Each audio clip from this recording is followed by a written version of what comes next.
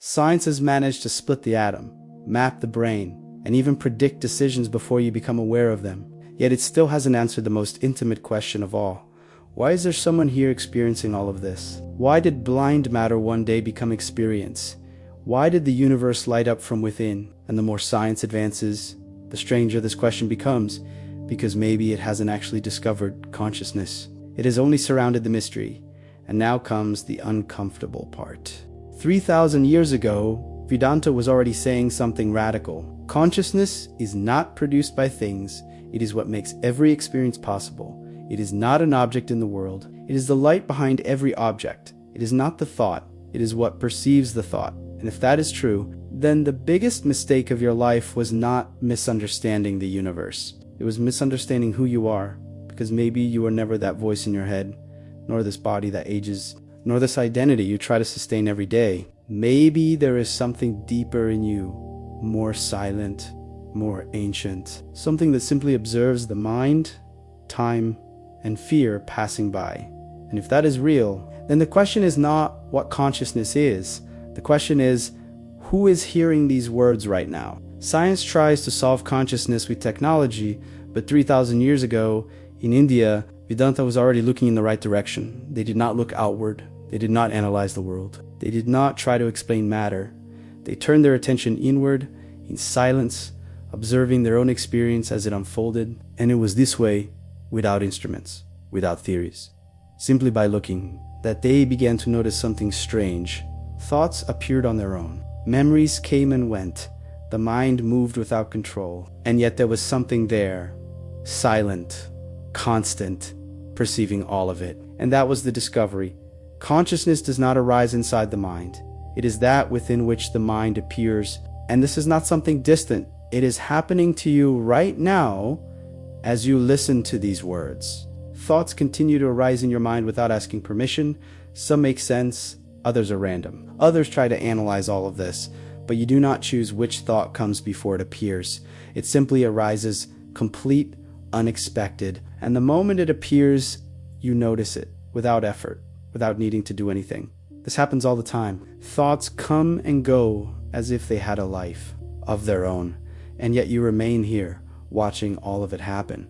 And when you truly see this, something starts to feel uncomfortable. Because in the very moment a thought appears, it is already being perceived. And what is perceived cannot be what perceives. Now take this observation a little further. Thoughts come and go, emotions shift throughout the day. The body changes over the years. Your identity has been completely different at different points in your life. You have believed things you no longer believe, feared things that no longer affect you, been versions of yourself that no longer exist. And all of that felt like you while it was happening. But through all those changes, something remained present, something that witnessed the child. You were, the pain you felt, the transformations you went through, and this something does not appear as a thought, does not appear as an emotion, does not appear as an image. Yet without it, nothing could be experienced. And that is exactly what Vedanta recognized 3,000 years ago. Not as theory, but as something direct. And now notice how this begins to connect with modern science.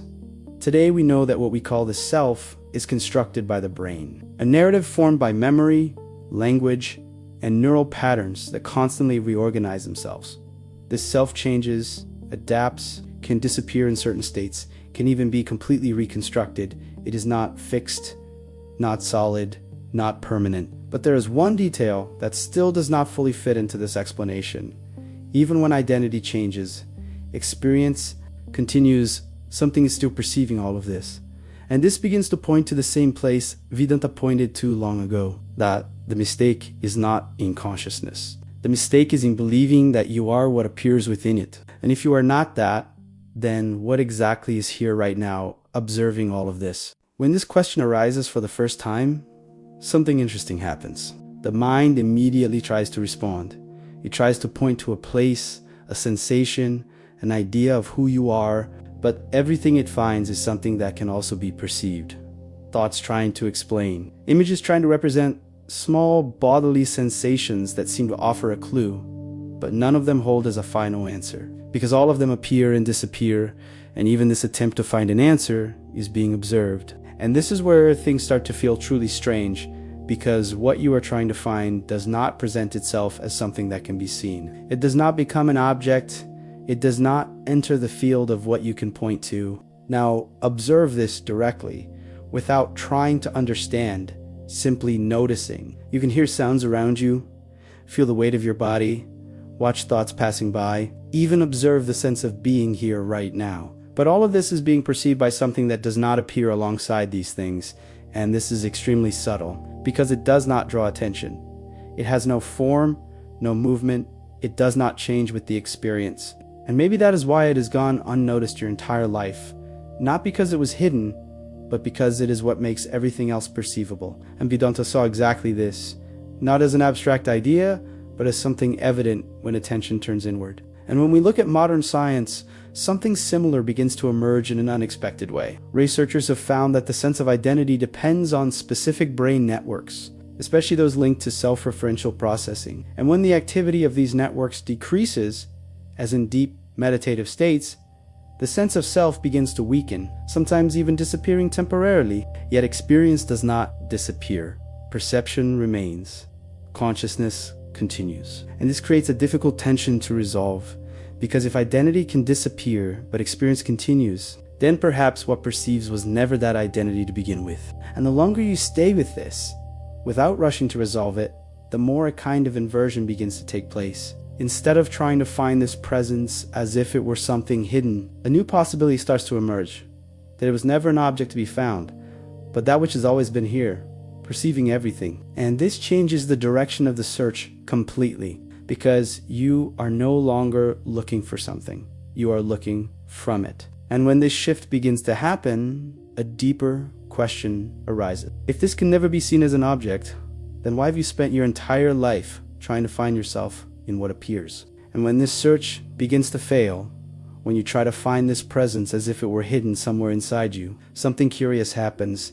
Everything you find are thoughts trying to explain, images trying to represent, sensations trying to give form to something that has no form, and none of these remain as an answer. Everything appears and disappears, and yet something continues to be there, perceiving this search, perceiving the effort, even perceiving the frustration.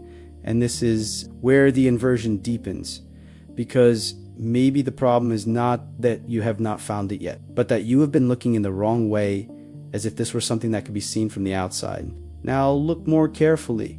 You can try to locate this presence, try to feel where it is, try to define what it is, but anything you find will appear as something perceived, a bodily sensation, a mental image, an idea, a concept, and all of these can be observed.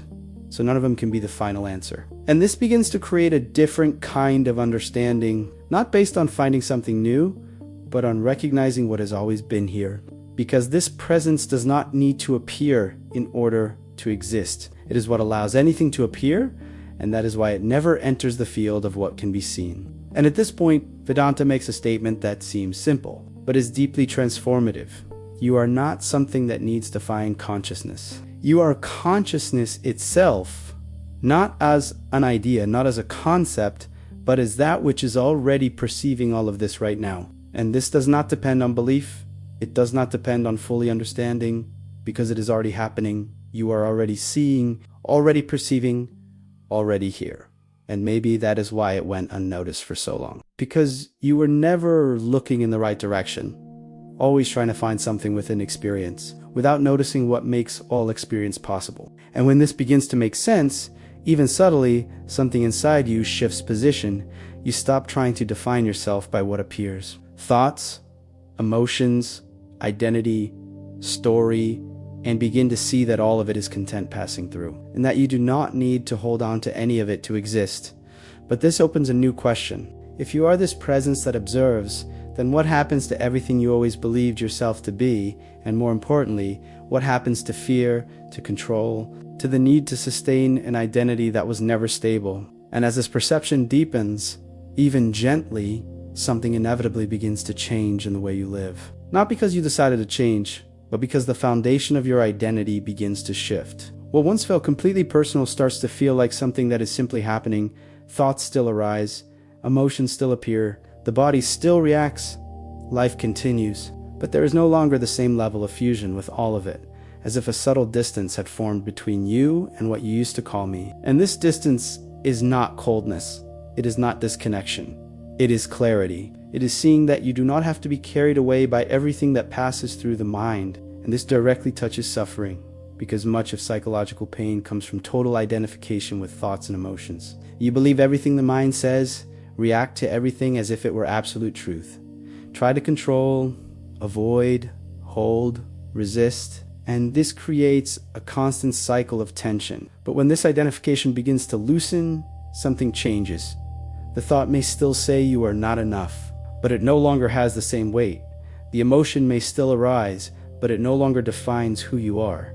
And this does not mean you become indifferent. It means you become less trapped, less reactive, less dependent on something that is always changing. And this is where the connection with science becomes more practical. Studies show that when activity in self-referential brain networks decreases, as in meditative states, the sense of a rigid self weakens. And with it, rumination, anxiety, and suffering tied to a constant mental narration also decrease.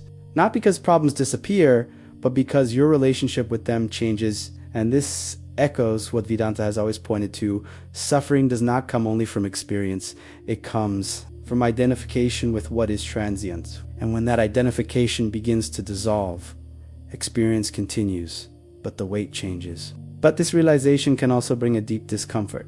Because if you are not what you always believed yourself to be, then many of your references begin to lose their grip.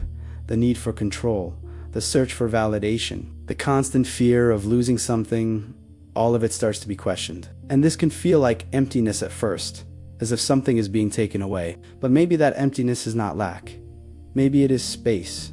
Space to see that you were never what you were trying to hold together. And when that possibility opens, one final question becomes unavoidable. If you are not the mind, not the identity, not the story, then who are you before all of this began? And if this video made you look inward in a different way, do not ignore that, because this is not an idea to store. It is something to observe directly in your own experience. And the more you observe, the clearer it becomes. So make sure to subscribe to the channel, because here we are, not looking for ready-made answers. We are investigating what changes the way you see yourself in reality. And tell me in the comments, at any moment, did you notice this presence observing everything? Or does it still feel like a distant idea? I will see you in the next video.